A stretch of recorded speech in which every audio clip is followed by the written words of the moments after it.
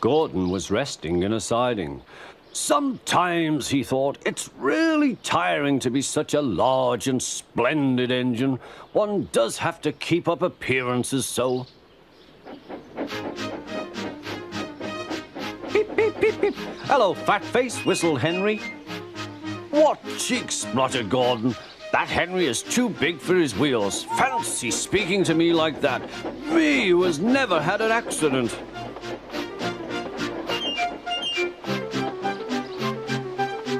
Aren't jammed whistles and burst safety valves accidents? Asked Percy innocently. No, indeed. High spirits might happen to any engine. But to come off the rails like Henry did, well, I ask you, is it right? Is it decent? Then it was Henry's turn to take the express. Gordon watched him getting ready.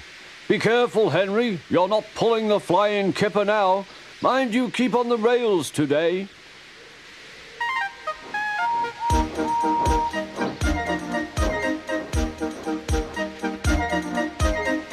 Henry went off in a huff, and Gordon yawned and went to sleep. But not for long. Wake up, Gordon, said his driver. A special train's coming, and we're to pull it. Is it coaches or trucks? Trucks, said his driver. Trucks, said Gordon. Puh!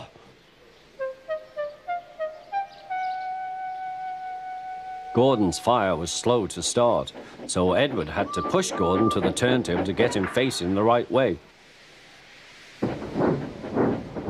I won't go, I won't go, grumbled Gordon.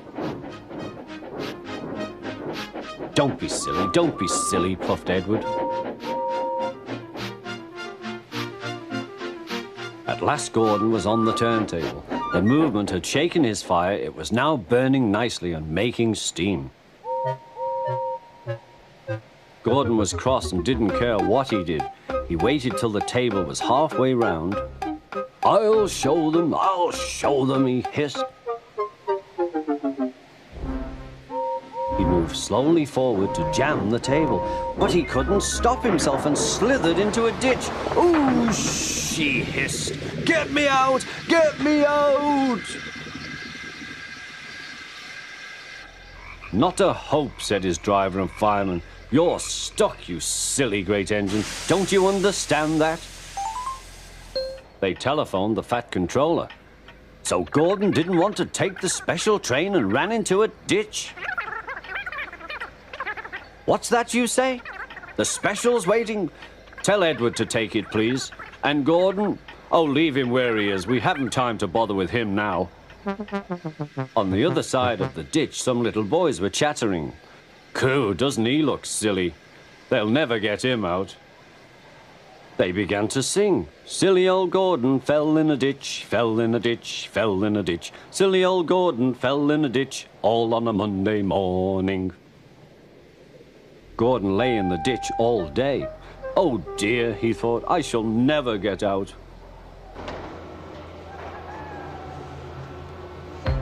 But that evening they lifted Gordon and made a road of sleepers under his wheels to keep him from the mud. Strong ropes were fastened to his back end, and James and Henry, pulling hard, managed to bring him to safety.